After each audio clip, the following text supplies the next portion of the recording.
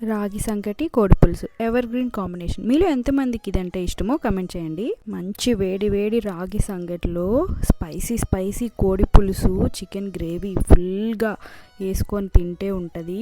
Wow, ఎలా చేయాలో చూద్దాం రండి. ఫస్ట్ అయితే ప్యాన్ పెట్టుకోండి. ప్యాన్లో ఆయిల్ వేసుకోండి. ఆయిల్లో మంచిగా సన్నగా తరిగిన ఆనియన్స్ బాగా గోల్డెన్ బ్రౌన్లో ఫ్రై చేసుకోవాలి. ఫ్రై అయిన తర్వాత పచ్చి చికెన్ యాడ్ చేసుకోండి. అందులో ఉప్పు అండ్ పసుపు వేసి మగ్గనిచ్చుకోండి. అలా మగ్గిన తర్వాత అల్లం వెల్లుల్లి పేస్ట్ యాడ్ చేసుకోవాలి. అలా కొంచెం సేపు ఉడికినివ్వాలి. ఉడికిన తర్వాత పచ్చిమిర్చి యాడ్ చేసుకోవాలి. ఫ్లేవర్ బాగుంటుందన్నమాట.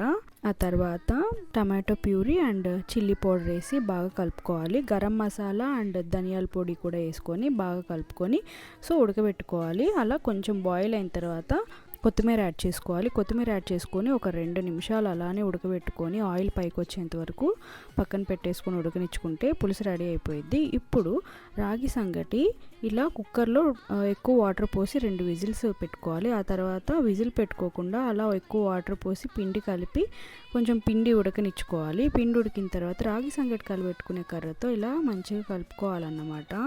ఇలా ఈ విధంగా కలుపుకుంటే మంచిగా కలిసిపోయిద్ది. ఇంకా సర్వ్ చేసుకొని మంచిగా వేడివేడిగా తింటే ఉంటుంది. సబ్స్క్రైబ్.